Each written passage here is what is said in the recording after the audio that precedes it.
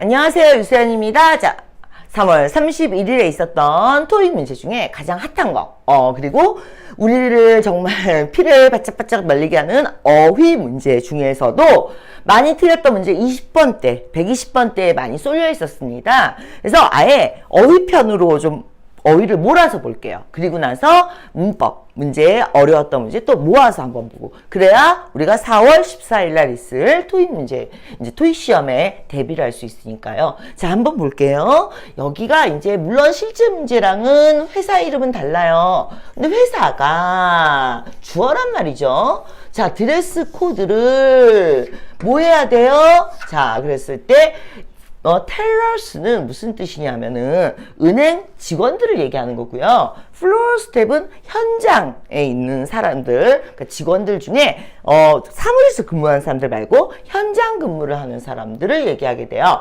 그래서 회사가 드레스 코드를 그랬어요. 그런데 일단은 A를 쓰면 이 뒤에 뭐가 나와야 돼요? 사람이 나오고 그 다음에 이제 어부명사나 이렇게 나와야 되는 거거든요. 그러니까 텔러스가 앞으로 왔어야 된다는 얘기예요. 그렇죠? 그 다음에 B가 나오려면 드레스 코드가, 그러니까 법이나 규칙이 여기에 있어야 하고, 근데 이걸 누가 지킬까요? 그쵸? 얘네들이 지켜야죠, 얘네들이. 그러니까 직원들이 주어가 돼야 되는 거고요. 들이 주어가 돼야 되죠. 회사가 드레스 코드를 지키는 게 아니라 텔러스나 스텝들이 드레스 코드를 지켜야 된다는 얘기예요. 이제 오베이는 어떤 강제성, 법이나 규칙 이런 거 맞아요. 그런데 여러분들이 답을 왜 오베이로 많이 갔냐면, 항상 우리는 주어하고 목적어를 내 맘대로 머릿속에 넣어놓고 필요한 대로 막 앞에서 놓고 해석하고 뒤에서 놓고 해석하고 지 맘대로 해석하는 거야. 왜냐면 주어 목적어의 개념이 없어요, 여러분들이. 그래서 단어 뜻만 알고 나면 내 맘대로 줄거리를 짜요. 그러니까 문장이 엉망이 돼버리는 거죠. 그리고 이제 사이즈를 측정하다, 이건 당연히 안 갔을 거고. 그러면 회사가, 자, enforce는요 누구에게 무엇 하라고 강요를 하는 거예요. 그래서 무엇을 강요했다는 거예요. 자, 그런데 누구에게를 원래 앞에다 쓸 수도 있어요. 그러니까 만약에 이거를 사람이 나오면 투두할 것을 강조하는 거고요. 자, for 누구에게 무엇 하라고 강요했다 이런 뜻이죠. 그래서 지금 보시면 만약에 enforce가 나오면 드레스 코드를 누구에게? 스태프들에게. 그런데 사람이 나오면 스태프들에게, 자, to, 예를 들어서, 이제, follow, 아니면 obey the dress code를 이렇게 목적어가 나오겠죠. 그래서 지금 답은 얘가 답이 되는 거예요. 왜냐면, 자, A는 뒤에 누가 나와야 된다고? 스텝이 나와야 되고요. 스텝 of 드레스 코드가 되는 거고요. B는 누가 나와야 된다고? 스텝이 주어로 나와야 돼요. 직원들이 법이나 규칙을 따르는 거지 회사가 이 드레스 코드를 따르는 게 아니거든요. 그래서 회사가, 자, 드레스 코드를 누구에게 enforce, 강요하고 있다. 근데 좀 우리나라 말로 하면 안 좋은 뜻인 것처럼 느껴지지만 force라는 것 자체가 힘을 가하는 거예요. 그래서 힘 주어서 얘기한다. 그래서 강요라는 말은 그렇지만 힘 주어서 이제 그렇게 하라고 말한다, 이렇게 얘기할 수 있는 표현이거든요. 답은 뭐가 되겠습니까? 답은 enforce가 되는데, 자, 제가 항상 강조하는 거, 그러니까 대충 단어 뜻만 알고 나면 몇 개, 이거 뭐 뜻 뭐 한 다음에 네 맘대로 해석해서 장문을 하지 말고 실제 주어가 누구, 실제 목적어가 누구, 수직 관계가 어떻게 되고 논리 관계가 어떻게 되고 이런 것들을 따박따박 따져야 돼요. 그러니까 어서 많이 본 단어, 많이 봤다고 아는 단어 아니야. 그 사용법, 얘는 언제 누구와 어떻게 써요를 반드시 이렇게 연습을 해놓으신 상태에서 시험장에 들어가셔야지, 무조건 아는 단어 나왔다고 좋다고 칠랄레 팔랄레 이러고 있으면 안 돼. 아는 게 아니라 많이 본 거야. 그렇기 때문에 항상 내가 아는 단어라고 생각하는 단어일수록 어떻게 해야 돼요? 앞뒤를 붙여서, 언제 누구와를 붙여서 반드시 공부하시기 바랍니다. 자, 이번 124번 문제 설명 여기까지 하죠. 3월 14일 문제, 마지막 문제 130번 문제입니다. 그래서 어휘 문제 가장 어려웠던 3개 중에 지금 마지막 문제를 보고 있는데요.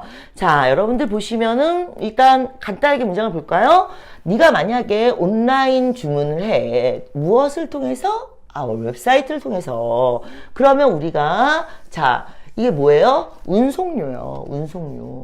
운송료가 원래 붙잖아요. 배달료, 배송. 배달, 자, 이거 요금을 자, 안 내도 되게 해주겠다. 이런 뜻이에요. 그런데 단어들을 보시면 좀 재미있는 단어들이 있는데, inhibit은 prohibit하고 그냥 같은 뜻이라고 생각하셔도 무난해요. 그럼 이게 목적어 from ing라서 뭐뭐 하는 것을 금지하다 이런 뜻인데 전혀 상관이 없겠죠. 그쵸? vacate는 어떤 공간이나 이런 걸 차지하고 있다가 그거를 비워주는 거예요. 그래서 vacate, 자, vacancy 이거를 그러니까 어떤 공간을 차지하고 있다가 그래서 vacancy가 있다라는 건 자, 비워줬으니까 vacancy가 있다는 건 방 있다는 얘기고 no vacancy 이런 뭐요? 방 없어요 이런 뜻이거든요. 그러니까 어떤 공간이나 장소들이 나오면서 이걸 차지하고 있다가 그걸 비워준다는 얘기예요. 근데 empty하고 달라요. empty는 쓰레기통 같은 거 그거를 내용물을 비워주는 거고 얘는 장소를 차지하고 있다가 그 장소를 비워준다는 뜻이에요. 자, 그러니까 얘는 아니겠죠. retreat 대부분의 토익 언어가 즉 비즈니스 단어가 어디서 왔다 그랬어요? 전쟁에서 왔다 그랬죠. 전쟁에서 리트릿은 원래 후퇴하는 거예요. 그러니까 이제 전진하고 가야 되는데 여기 있잖아 후퇴 그럴 때 쓰는 거예요. 그래서 얘 같은 경우에는 뭘 하기로 했는데 마음이 바뀌었어. 안 할래. 아니 포기 후퇴 일단 잠시 정지 뒤로 물러나 이럴 때 쓰는 표현이에요. 근데 이거는 이걸 여러분들이 많이 들으셨을 것 같아요. 왜냐하면 영영사전에서 보면 change your mind. 그러면 내가 변심을 했다는 뜻이에요. 마음을 바꿨다는 뜻이야.